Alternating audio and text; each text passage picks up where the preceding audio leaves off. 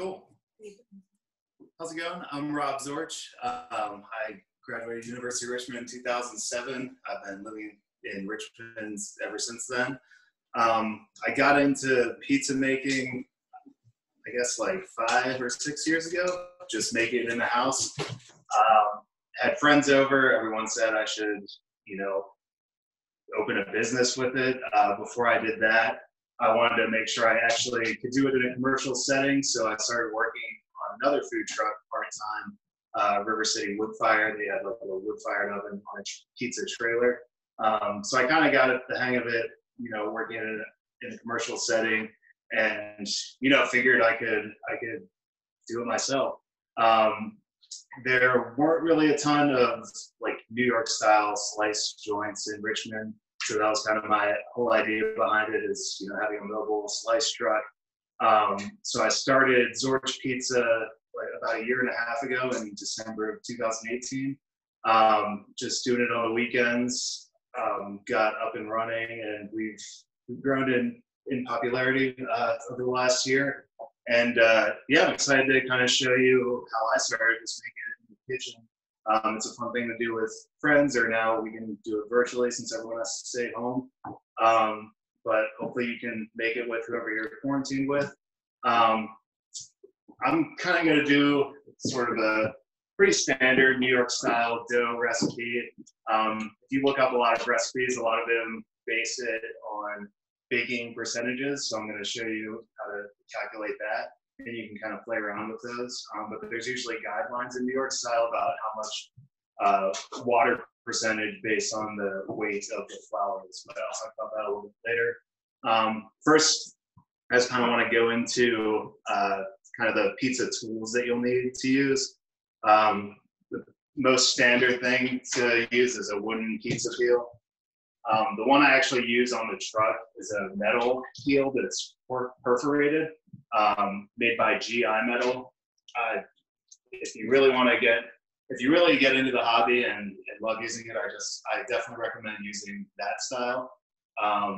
Basically what you can do with that is make your pizza on the cutting board and take the metal peel and slide it underneath the dough. So you don't really have to prep anything on the peel itself, and then it slides a lot easier because there's a lot of different air holes.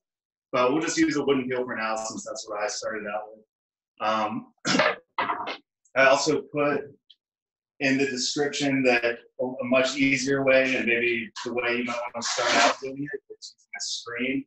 I actually like these discs from Lloyd pans. I found that they get a much better browning on the bottom of the crust.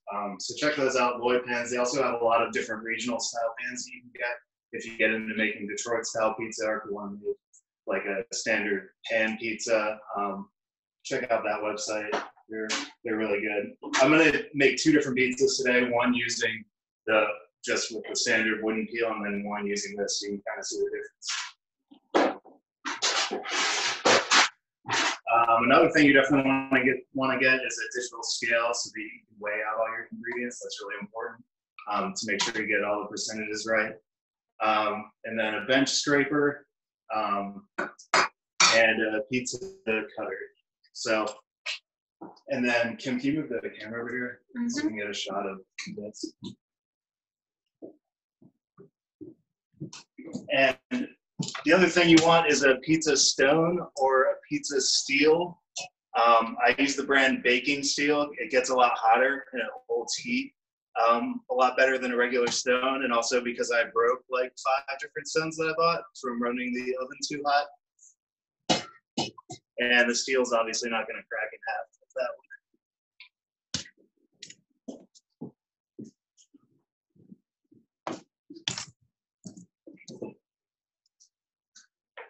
So getting to the dough recipe, like I said, a lot of New York style doughs are going to base between like 58 to 65% water when we're talking baking percentages. So that's like you take the total weight of the flour, and the amount of water into that is the baking percentage. So I'm going to be using 28 ounces of flour and 17.4 ounces of water, which is about 62%. So first thing you want to do is, I already have everything measured out, so you wouldn't have to watch me do that. So like I said, I have 17.4 ounces of water. Make it like pretty lukewarm, like 80 to 90 degrees. And then I have 0.12 ounces of active dry yeast. I actually prefer to use fresh cake yeast, but sometimes that's hard to come by, and it only lasts in the fridge for like 2 weeks. This will last for a really long time.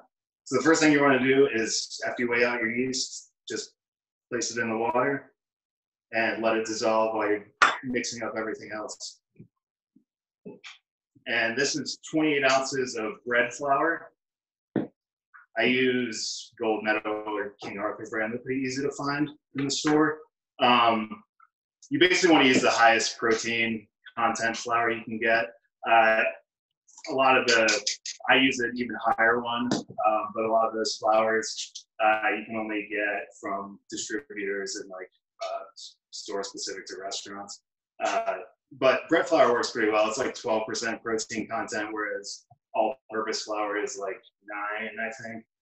So that's just going to give you that, it's going to give you a better crust and just like a better chew, I guess. Next, I have sugar. I need to see what the exact amount is. 0.4 ounces of sugar. I think that's about 1%. And then I have 0.7 ounces of salt, which is about 2%. And then you can just shake that around.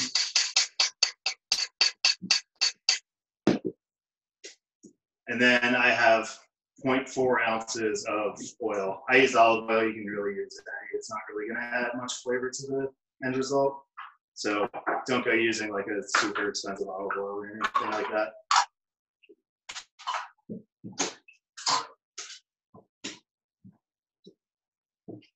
So the yeast is already starting to bubble. Can you see that? No, so turn it. Here we go. So it's already kind of getting mixed in there. A lot of recipes will say they'll let this minutes, but honestly, like all the commercial yeast is already pretty much activated by the time you buy it. So, and if you're using the fresh cake yeast like I prefer, you can just throw that in with the dry ingredients. You don't have to dissolve it or anything. So you always want to put the dry ingredients into the wet ingredients.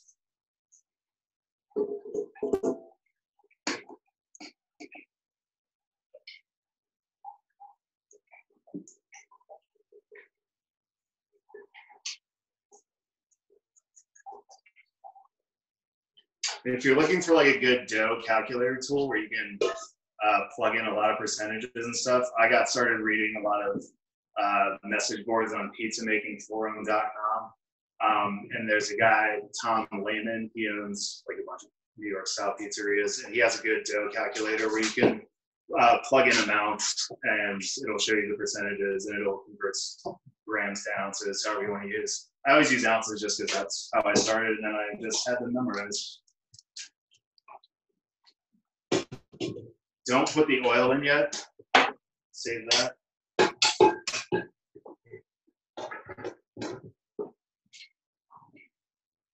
If you don't have a stand mixer, you can just take like a wooden spoon and mix this around and then just start kneading by hand. It's going to take you probably like 15 minutes.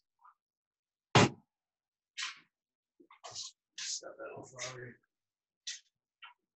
So mix this on the low setting. You want to hold it above this?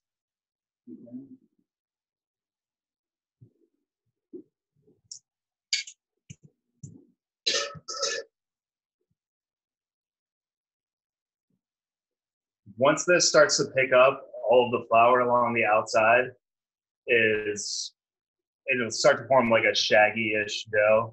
That's when you're going to want to pour in the oil. And then it'll pick up everything else. And that's when we're going to start timing how long it's going to knead for.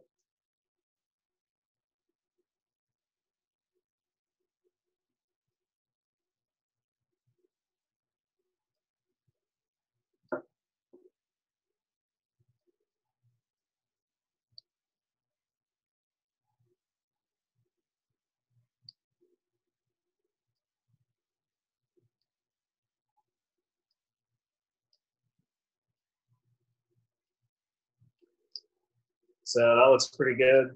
So I'm just gonna pour this in just along the side.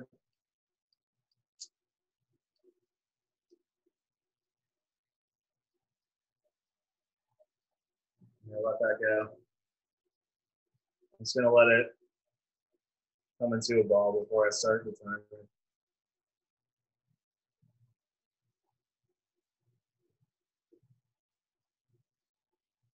All right, that's pretty good. So let this go for like 5-6 minutes. I'm gonna start a timer.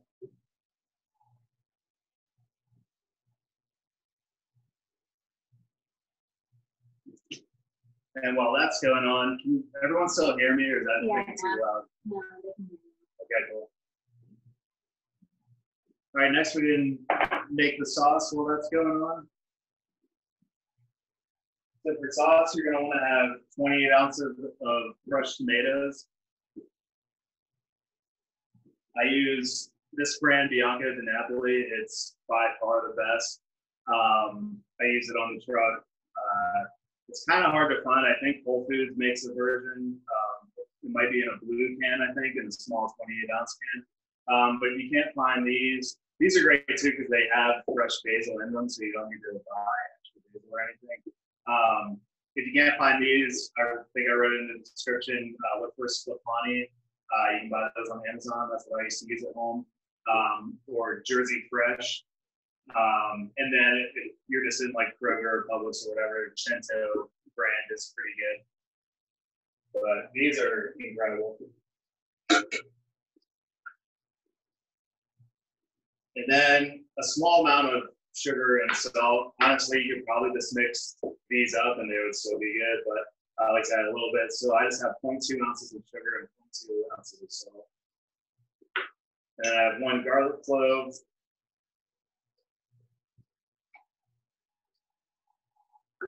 And then just a small bit of oregano.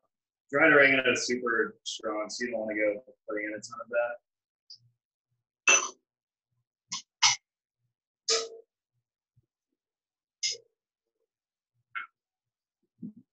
That's really it. Traditionally in New York style recipes, I don't like to use a cooked sauce. It goes on uncooked. Crushed tomatoes are already cooked when they're made in the manufacturing facility, and then they're going to cook again while they're on the pizza. So you don't need to cook the sauce.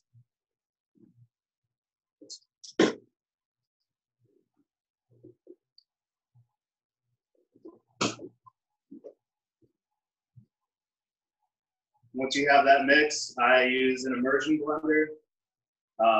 You don't have to do it a ton, it's depending on the consistency of your crushed tomatoes. A lot of them are already pretty smooth, but I just like to get this some pulses.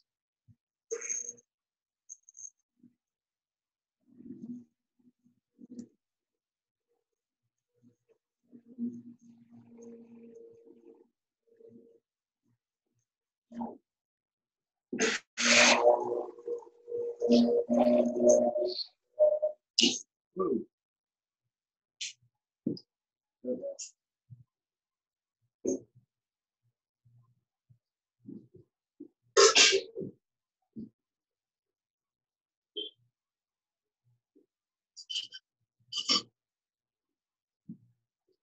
That's really it on the sauce. If you have leftover, you can make a cooked sauce out of it and make a good pasta sauce. You just like do some tomato paste, onion, so you would make a normal red sauce for pasta, and then use this as your base. Yeah, it's super good. If you get tomatoes, they're already really sweet, and then cooking in a hot oven is going to sweeten them up even more. All right, we have 1 minute left on this. Are there any questions? We haven't got any questions yet, but if any come in, I'll definitely let you know. Oh, and I forgot to mention, put your oven at as hot as it's going to go. If you're doing the method with the stone or the steel, you want that to preheat for like an hour while it's in the oven. because you want it to be super, super hot by the time you launch the dough onto it. If you're just using the screen, just preheat it to the highest temp, and you can throw it in immediately. It's not heating up anything else. All right, here's a question. What about making gluten-free pizza? Can you substitute the flour 1-to-1 for gluten-free, or is it a whole different game because no gluten equals lack of stretchiness? Yeah, gluten-free is a whole different thing. If you use the Bob Mills has like a gluten-free pizza dough that's like pre-made, but if you wanted to make your own, you can use like some of those different flours. The one I made uses a chickpea flour, but then you need to add in like tapioca starch, and you need to add in like xanthan gum to kind of emulate that stretchiness. But then you do use yeast. You have to use a lot more sugars, so the yeast has something to feed on and actually make it ferment. And usually with gluten-free crusts, you have to par bake them. So you have to form your dough. I did mine in like a pan style, and I would par bake that probably for like 10 minutes until it got already brown. Because if you do it while the cheese and everything else is already on it and the dough is raw, the cheese is going to be burnt by the time the crust is finished cooking. But there's some pretty good gluten-free recipes out there. But it's fun to play around with. The one I made also used honey instead of sugar, which seemed to work pretty well. April's actually Yeah. Hey, April. do you want more questions? Sure.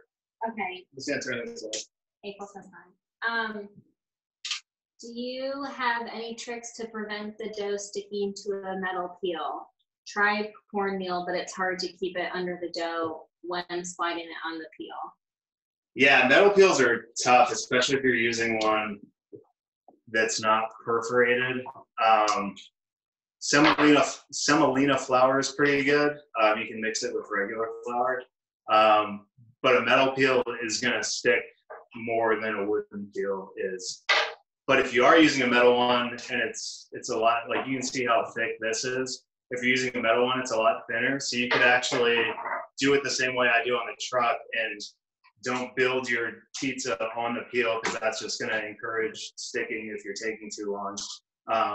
Just build it on like a big cutting board if you have one, or on your countertop, and stretch everything out. Make the pizza on the counter. Put like some flour in front of it, and take the peel. Just lift up the corner of the dough. This is how I do it on the truck with the perforated one, and just like do like one of these motions to slide it up under, and then that way you took out probably like a minute of time building it on here, and then immediately slide it into the oven that way. That's going to help a ton, especially if it's a metal peel. All right, do you want another question? Yeah. When you say heat the oven up as hot as possible, do you mean set it on broil? You can set it on broil. I messed around with doing that. If you have a stone and heat it to, mine goes to 550. If heat the stone for an hour, you can actually launch the pizza onto the stone and then have your broiler on, and that'll work perfectly because the stone's going to keep all the heat in, and then you'll get a nice color on the top of the dough. I found like if you use the middle of the rack or the top, or as close to the top as I can in the oven, I don't really need to use the broiler. But if you have an oven that only goes to 500 and has a broiler, I would probably recommend using the broiler. On the truck in the deck oven, I try to cook it like 600 degrees, but this emulates it pretty well. Is the dough recipe different for Chicago versus New York versus authentic Italian pizza? Yeah, so I haven't really messed around with making Neapolitan or Chicago, but Chicago style has a lot higher fat content. Like we only put 0.4 ounces of olive oil in here. In Chicago, sometimes I think some of them use butter, and then a lot of them use a lot more oil. And then they also cook for a lot longer, and I think at a lower temp too. That's why you'll see a lot of the Chicago's with like the sauce on top, so the cheese isn't burning. Neapolitan is really different. It uses 0-0 flour, and then to like properly cook that, you can't really replicate it in a home oven. You would need a wood-fired oven or some of those countertop ovens now. I think there's one made by Breville that's pretty expensive, but I think it gets to like 700 or 800 degrees, and that's what you have to make a Neapolitan at. And usually that dough recipe doesn't have any sugar. It's just flour, water, yeast. And you're making your. Yeah. Who's your pizza making idol? Oh man. I started making it from reading all of Kenji Lopez's recipes on Serious Eats, which I'm sure a lot of people have seen. And then I also really like Audrey Jane out of Boulder, Colorado. She has a cool pizza place out there where she's making awesome looking stuff. And then I really liked watching the series on Vice that was hosted by, or on Munchies, hosted by Frank, and I can't say his last name, but he was really cool. And I learned a lot from watching that. I think it was just called The Pizza Show on Munchies. Oh, and sorry, I thought of one more person. There's this like 70-year-old lady named Norma who has a shop like in central Pennsylvania, and she won Best New York Style Pizza at like the World Pizza Championships in like 2017, I think. And she's actually always on the pizza making forums. Like if you basically search any of like the popular threads there, you'll see Norma like commenting, and she kind of learned pizza the same way that I did, and she's awesome. Do you want any more questions? Sure. How much time we got? 20 minutes. All right. Yeah. Okay. What's your favorite pizza to make? New York style, obviously, and then I replicated this pizza from my hometown in Ligonier, Pennsylvania. It's a really small town, but there's a pizza place there called Joio's that is really unique because it's sort of like a Italian / like Pennsylvania Dutch family that started it, and they make this pan pizza that's really thin with like a super sweet crust and super sweet sauce, but somehow it all really works. It's really like hot. It's almost like a pie crust, really. And they bake it in sheet pans and cut it into squares, and I think it's still my favorite pizza. And I think I've made a pretty good version of it just by trying to clone the recipe. If you put broccoli, asparagus, onion, or zucchini on the pizza, should you cook those ahead of time? Yeah, I always cook any vegetables ahead of time, and then I like to leave them uncovered, like in the fridge, so they dry out even more. Because if you just throw all those like high water content vegetables on the pizza, it's gonna make everything soggy. But not spinach. Not spinach, no. Spinach you can just throw in there raw. What's your top pizza shop you haven't visited yet? I haven't been to any of the places in New Haven, Connecticut. So like Frank Pepe's, I want to go to. I want to go to Modern Pizza, and there's one other, Sal's, I think. Or no, yeah, I think it's Sal's. Yeah, basically every place in New Haven, because everyone says they're the best. They have like super old coal-fired ovens that they use, and it looks awesome. All right, I should probably make these so we have time. Okay. All right, so once you get your dough out of there, it should look pretty elastic, pretty smooth. I'm going to be making 16-inch pizzas today, but you can really cut this into however many you want. This should make 3 16-inch pizzas. So if you want to make smaller ones, you can just cut them into smaller balls. It's usually about a 1-to-1 ratio of ounces to however big you want to make it. So just cut it using a bench scraper. I'm going to make these about 16 ounces. On the truck, I make 18-inch ones, sometimes 20-inch for sliced pies. So those are about like 20 ounces usually. Oh yeah, and sorry, I'm just doing this automatically. Whenever you do cut it, you can just kind of weigh it like this. And when you need to shape it into a ball, I like to sort of form sort of an outside skin to it like this. And then you're gonna wanna, it's hard to sort of describe how I'm doing this. And then you're gonna kind of wanna tighten the bottom. I don't know if that was helpful. You can try with another ball. Yeah.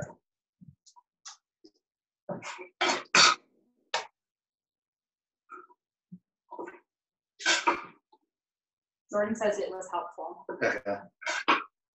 You're basically trying to form a tight skin on the outside, and then everything that you have left, you kind of want to twist it and wrap, and then so that it's smooth. What you don't want is the bottom to have, I guess you can kind of see the bottom as I'm doing this. You don't really want the bottom to have any like, see how I'm like tightening, I'm like pinching and tightening, and it's still stretching the outside too. And then the bottom's gonna be like basically smooth. Can you do it slower? Yeah, sorry, I'm just used to making like 100 of these. So they can see the bottom. Yeah. So the bottom like kind of starts out like a cup. Like a cup. And then I'm putting it into my palm. I'm like folding it into my palm, and then I'm sort of pinching with my palm and my thumb. And spinning. And spinning it. And I just watched YouTube videos of that. People do it some different ways. And so the way you're gonna want to store these are, if you just let one of these hang out for an hour, it'll be good to stretch. But I always let my dough ferment for 2 days in the fridge. So it does a really slow rise. It's gonna get a lot lighter and airier because the yeast is working more slowly, and you're gonna develop a lot better flavor if you do it that way. So if you can just get,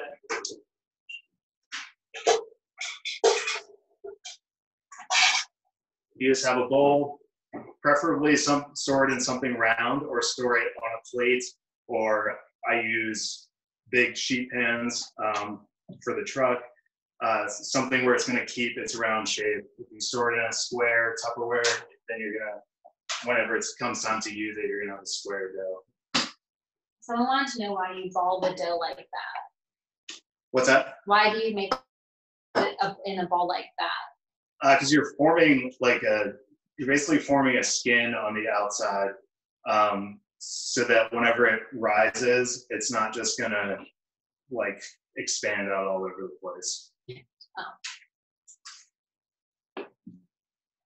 If you just took what we had, like this blob, and threw it like on a sheet pan, it would just like spread out, and then you wouldn't have a circle. This will keep it in its shape. I have some that have been proofing for 2 days in the fridge. When you do bring them out, you need to bring them out about 2 hours at room temp so that they get warm enough to stretch.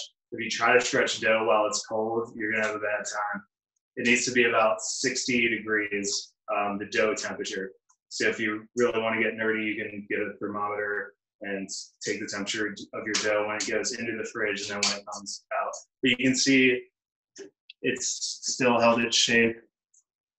It's nice. It's risen pretty nice now. This honestly might be a little bit warmer than I would like. It's probably like 70 degrees, but that's fine. It's not overproofed. Does the skin that you create with the ball also hold the air? Yeah. If you ever overproof it, you'll see that there will be like tons of air bubbles all over top of the dough, which means it's basically, if you overproof it, you'll be able to tell by the way it smells. You'll kind of get like a sour, funky-ish, yeasty smell, which is, you want like a nice fruity, yeasty smell. So the way I'm storing, I'm just gonna throw it in here. You just put a little bit of oil on top of it, and if you have lids, that's great. You don't want the top to be exposed to air. If you do, it's going to get hard and crusty, and you're not going to be able to stretch it out. So you can either do this with lids. I have some of these for these bowls.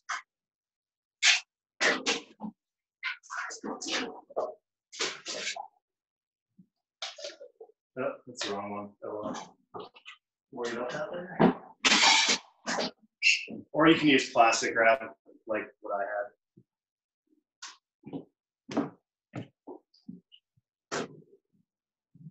I'll let these hang out on the plate.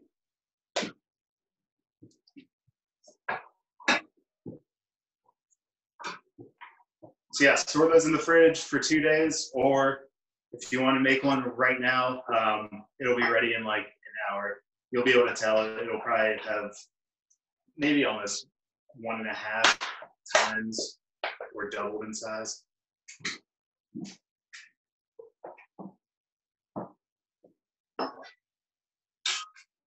All right.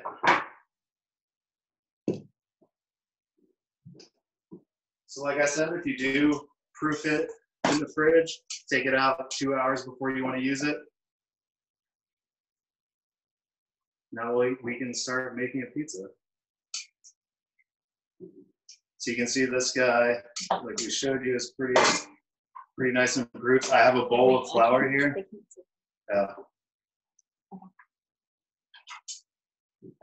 I have a bowl of flour here that I'm going to put the dough in. I'm going to do it one side, and then I'm going to do the other side. Then I'm going to do it again.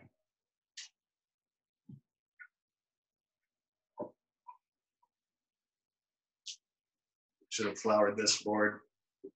Oh well. So you can already tell how pretty relaxed this dough is, meaning it's like, it's nice and warm, and it's going to stretch out really easily. So I'm going to start preparing sort of my station before I stretch this out.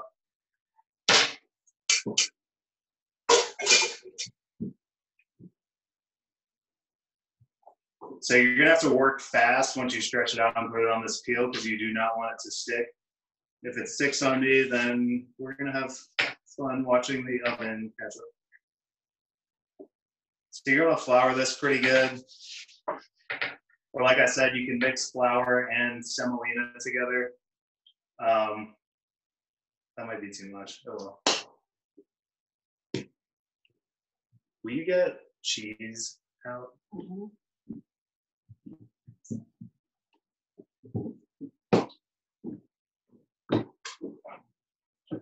So when it comes to stretching, you're going to want to make a nice crust along the outside. So I just like to use my pointer finger and do that. I don't like too big of a crust.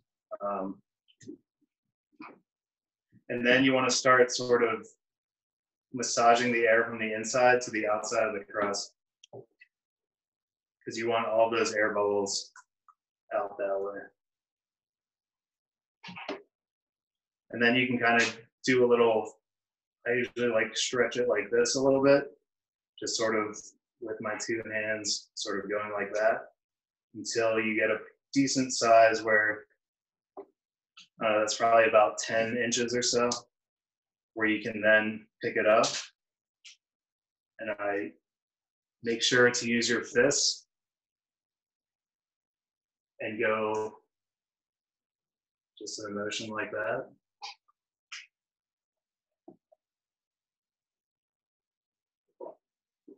There's a little tear in mine, but that's fine. You can always just pinch that up.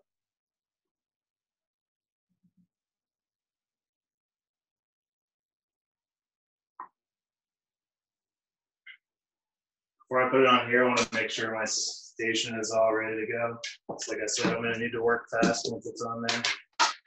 So I have whole milk mozzarella cheese.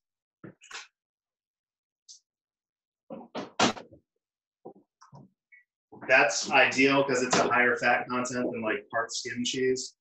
You're going to get a much creamier melt, and it's important to shred your own cheese because most of the pre-shredded cheese in a grocery store is going to have starches on the outside that when you cook those so hot it's going to burn you. You're going to get all those like cheese blisters and stuff, which still tastes good, but you're not going to get that nice like creamy sort of, you know, cheesy sauce mixture that you want to see from a New York pizza.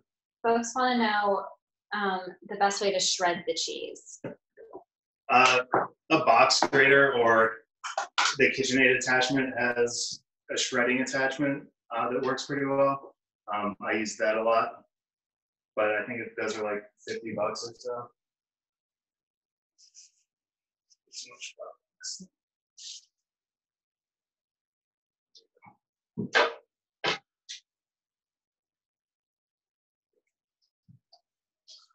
And my two other cheeses here are grated Romano and grated Parmesan. I like to use those three cheeses. So now this is ready. I'm just going to transfer it onto here.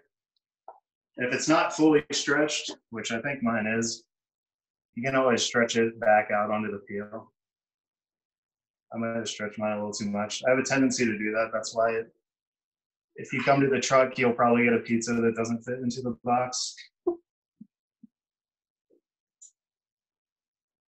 right, now that it's on here, need to work pretty fast. I use about 6 ounces of the sauce. I don't have it with me, but I like to use this is like a round bottom ladle. I have a flat bottom one that I use on the truck. That makes it a lot easier to spread out.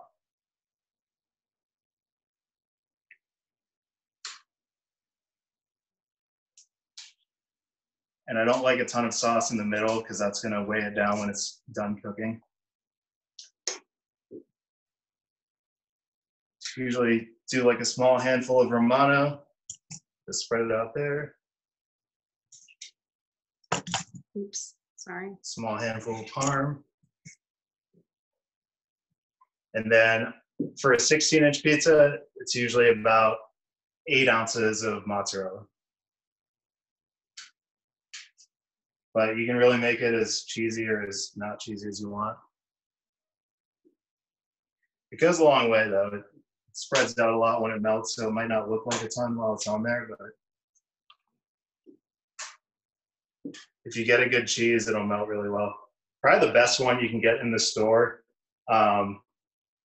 is just if you ask for like some boar's head that is cut from the deli. I use grande cheese, which a lot of places in New York use, and it's by far the best. So I'm just going to test this real quick and make sure that I can shake it. So you can see that that's shaking around pretty good.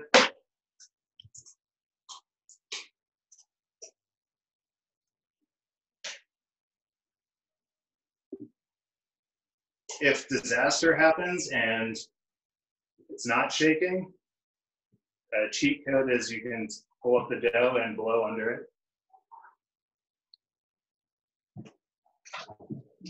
Not recommended for commercial applications.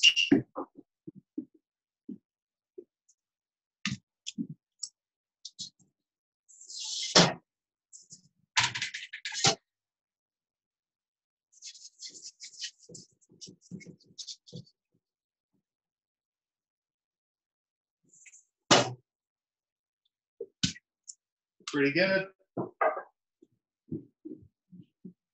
It's hard when you have such a smaller landing zone. So like, ideally, maybe if you have like a 16-inch stone or a steel, which is what I have in there, maybe make a little bit smaller of a pizza, like a 12 or a 14-inch pizza, because then you're not having to get it exactly on there. But I've gotten pretty used to it. I don't need this. So next is a little bit easier, is we can use this screen. These are called discs on Lloyd Pan's website if you wanted to get one of these. So the reason that like professional pizza places, and if you want to use it this way, is the preferred method because you're landing that dough on an immediate heat source and you're going to get a lot more, they call it oven spring. So immediately when it goes on there, all the water in the dough is going to immediately start steaming and you're going to get a lot better rise on the crust. Whereas if you're just putting something cold straight into the oven, it's going to take a little bit longer to cook. So you're still going to get a crispy crust, but it's not going to be as quite as like light and airy as if you were to just put it on a super hot steel.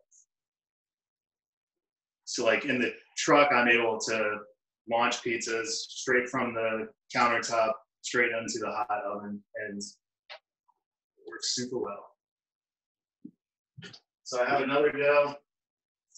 You can watch me stretch this one out. And that's just going to take probably like 6 minutes to cook. We'll check on it in a second.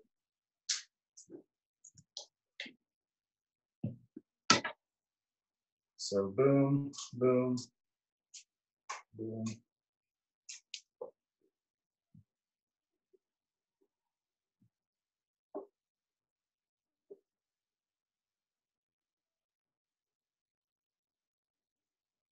Forming the crust, pushing the middle out.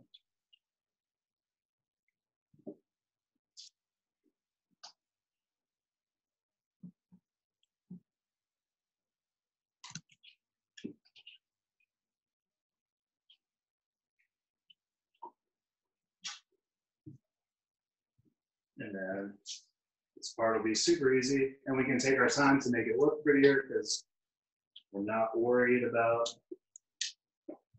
it sticking to this.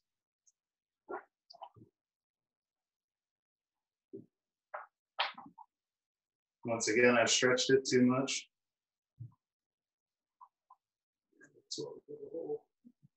There's a question about freezing dough. Is it Yeah. okay to freeze the other balls after they, and if so, after they rise or before? Freeze them after about an hour. You want them to rise first. And yeah, they freeze really well. I actually brought home a couple of frozen ones that I had frozen from making on the truck, and I've been making like cheesy breads, and I've made pizzas with them the past, in the past week or so, and they work super well. Obviously, they take a lot of defrost and then rise again, but they work great. You can freeze the sauce too, because I know this makes a lot of sauce. If you just use Ziploc freezer bags or if you have reusable ones.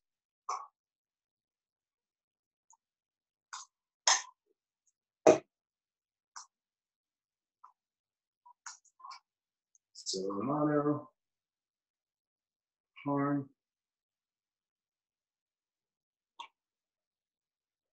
And I'm gonna make this one a pepperoni. If you are using a screen, like I said, it does need to cook a little bit longer, so it does help to have some, different toppings on it, so the cheese is less prone to burn since it has another barrier. But a cheese pizza works pretty well too. It's just gonna look a little bit different. In terms of pepperoni, I love to use, they call it the cup and char style. I think I put it in the description. It's like the smaller pepperonis that you'll see. I use a brand called Etzo, which is amazing. It is hard to get. I think there's a distributor in Pennsylvania that you can order online from, but you're probably gonna pay like $12 a pound plus shipping for it. But you can get a kind from, I believe Wegmans has a smaller stick pepperoni that they'll slice for you at their deli. I bought that a lot and it's super good. And then you can just get like the boar's heads, the stick kind, and slice it up yourself. Or you can get like just the Hormel stick is good too. And it'll perform the same way and make like the little cup and char little pepperonis. I always like to use extra because it's good. Did you say you have to get the Wegmans one from the Oh, you actually have to get it from the pizza counter at Wegmans. That's the only place that has it. I used to go in there and I would get like 5 pounds of it, and they probably didn't enjoy slicing that much. And I would also ask them for pizza boxes so that I could bring it over to friends' houses. Yeah, throw as much as you want, as much as you want. Someone wants to know if you prefer Totino's or Pizza Bagel Bites. Bagel bites. Although right after college, I did eat a lot of the Totino's party pizzas with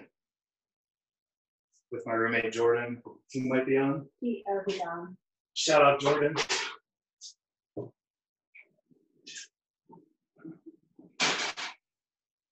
So, like I said, I'm just gonna throw that in there. No, I didn't. Yeah. Well, I mean, I just put it in there on an oven rack.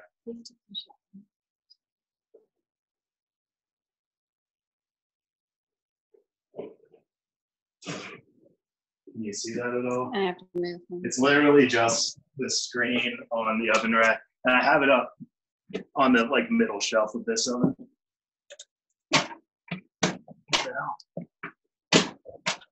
Oh, it's sticky. All right. And this is done. Like I said, it should not take long to cook.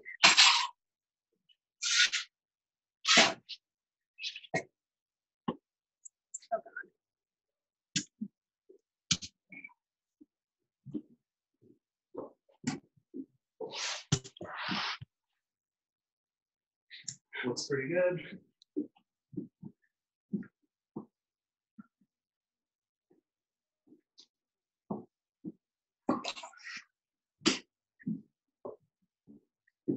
See how with this cheese and putting it straight onto the steel, you get like that nice sort of orangey, greasy color with the sauce mixing into the cheese, and you don't see any of like the burnt cheese bits.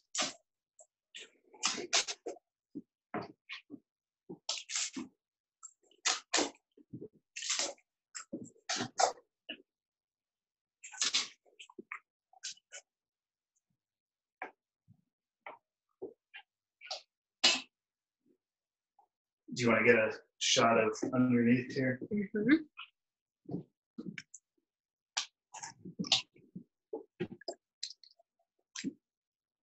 And you can see, I can't see it. Your arm's in the way. sorry. You get a pretty good char under there by putting it straight onto the steel. And then we'll be able to tell the difference once that one's done.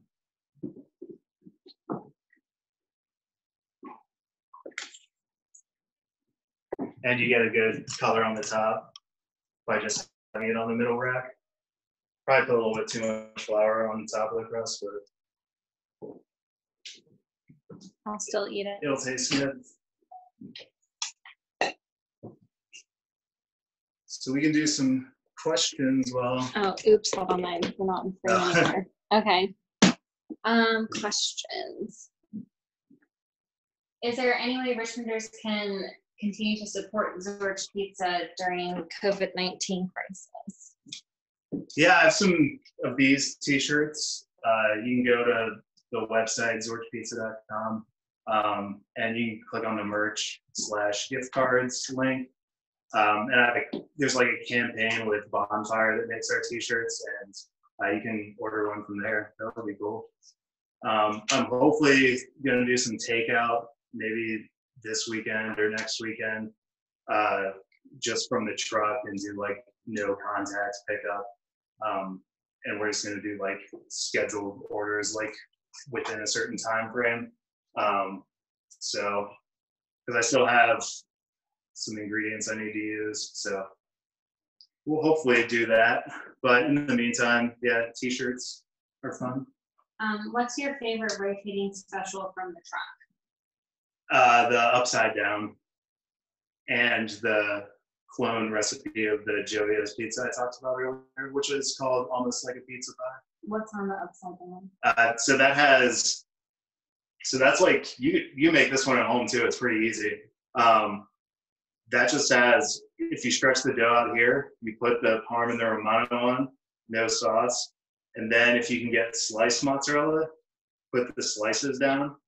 And then look up your favorite vodka sauce recipe. I like the one from Bon Appetit. It's just, I think it's called simple vodka sauce recipe.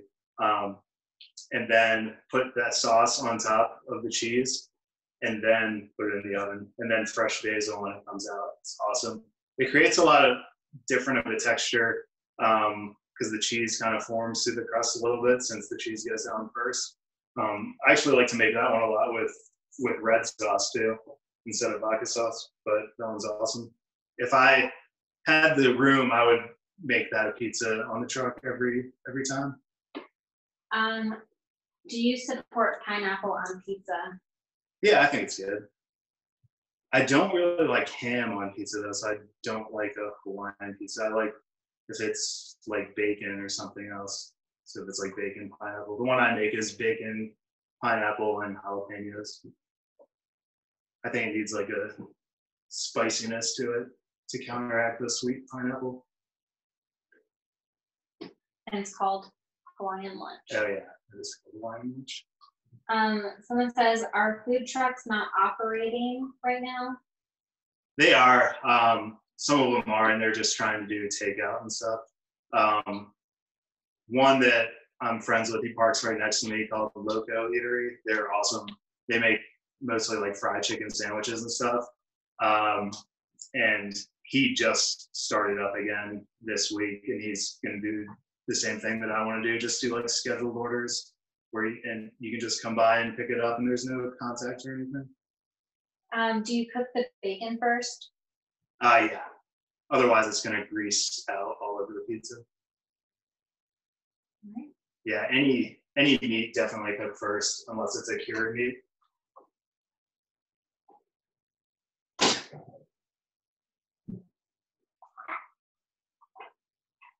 don't see any other questions. All right. Corey says if you need more space, you should open a restaurant. What are your future plans for the business? I don't know. I mean, a restaurant, a slice shop would be cool. A bigger truck would be cool, so that I could do more catering and stuff like that. The pizza truck I worked on, they did like tons of weddings and stuff, and that's where you can definitely do the most business. I always like to finish this with some grated parm too. Forgot to do that.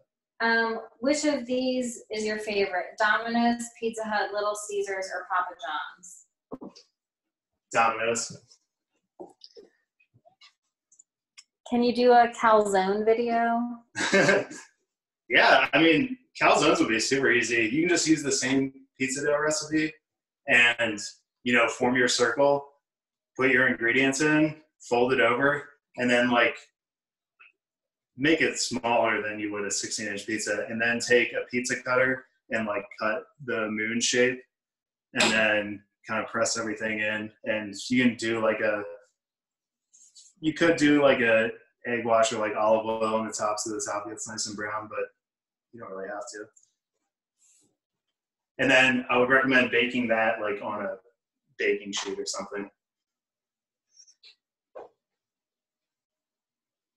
Nina wants to know if you'll ship to South Carolina. Sorry, Nina. Would you consider delivery via Uber Eats or another app? Yeah, I've thought about that. Especially right now, that would be cool. I'm just rotating this because the back of the oven's a lot hotter. Oh.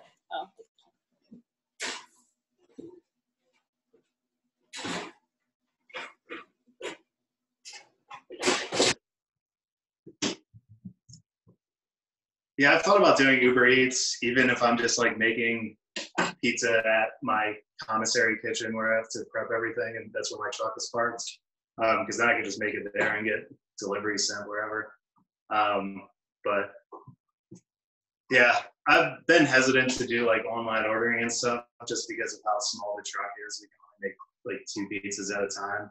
So we do pretty good with like the volume that comes in at breweries and stuff, but opening up online ordering, I think, would be tough.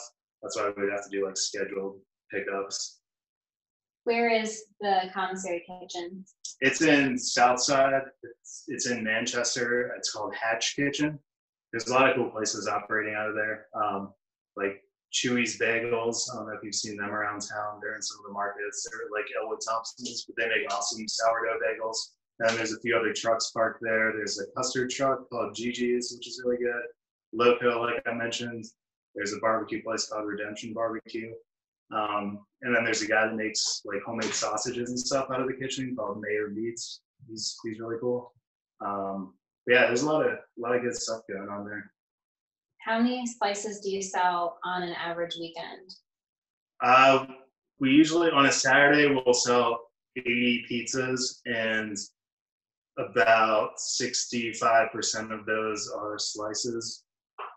So, and we cut pizzas into 6 and sell slices by that. So it's probably like 50 slice pies. So like 300 on a Saturday. And then the rest of the pizzas as whole ones. So when we do slices only sometimes, when we think it's going to be really busy, that ends up being like almost 500. Gets pretty crazy sometimes. I don't see any more questions. Cool. Would you like to eat a slice and rate it? Oh, Corey wants you to eat a slice. All right. You got a paper towel. And he said, I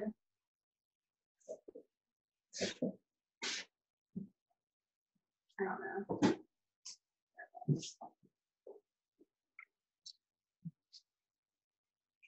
If you're able to put this on a cutting board and then like move it to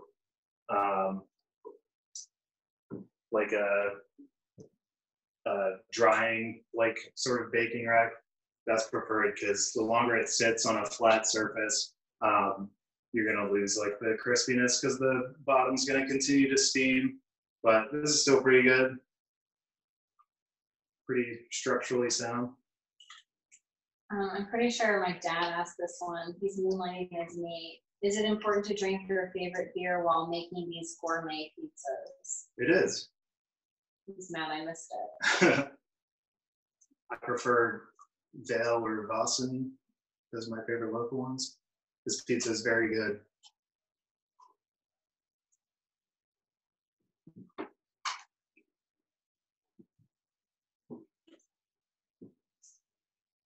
All right, I don't see any more questions. All right. Do you want to pull the pepperoni out or wrap up now? Up to you. I'll pull the pepperoni out so we can see it. It's probably done. Sorry, we went a little long, didn't we? Yeah. Emily said it was okay. Yeah, this looks done.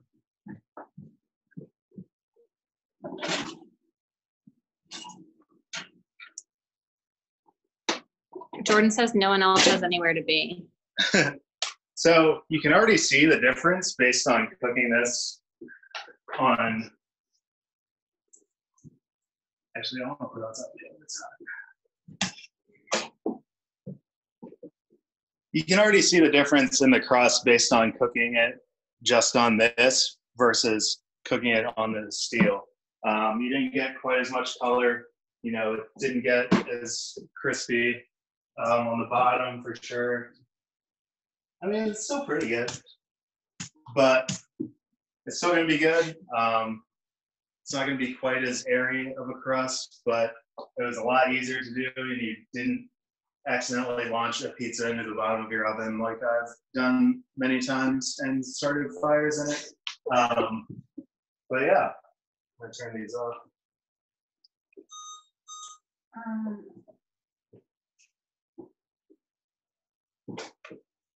Have you tried making a dessert pizza? I haven't. I wanted to. I think like a s'mores dessert pizza would be good. Because then you can get like toasty broiled marshmallows and stuff.